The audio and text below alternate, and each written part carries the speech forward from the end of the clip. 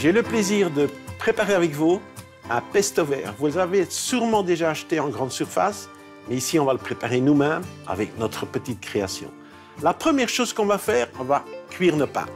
Je mets déjà un peu d'huile dans l'eau. L'eau est à ébullition, comme ça on gagne un peu de temps. Et je prends nos pâtes.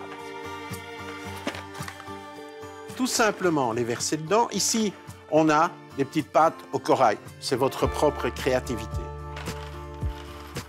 Voilà. Et les pâtes sont en cuisson et vous laissez cuire. Combien de temps? Mais vous regardez tout simplement sur l'emballage.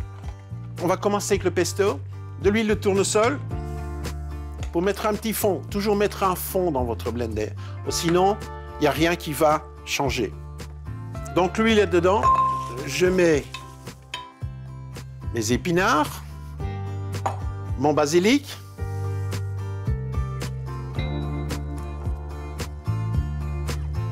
on met le couvercle bien sûr et on laisse tourner le cutter. Si vous n'avez pas de cutter, vous pouvez le faire au mixeur. Et voilà, vous voyez que les herbes se mélangent bien. Ne pas laisser tourner trop longtemps parce qu'elles vont brûler aussi. Alors maintenant, je vais rajouter le fromage. Ici, j'emploie du gorgonzola à la place du parmesan.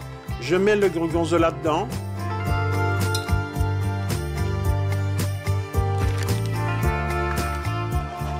Et vous voyez, le fromage, il commence à tourner. Le fromage se mélange. Si vous avez l'impression qu'il y a trop de masse, n'hésitez pas à rajouter un peu d'huile. Mais ce n'est pas le cas ici. Donc tout est en train de mélanger maintenant. Je l'arrête un petit peu. Je rajoute mes épices. Là, ici, c'est de l'ail en poudre, du sel, un tour de poivre. Pendant ce temps-là, je regarde aussi mes pâtes, pour voir si l'ébullition est bonne. Je remets ma machine en route pour bien mélanger.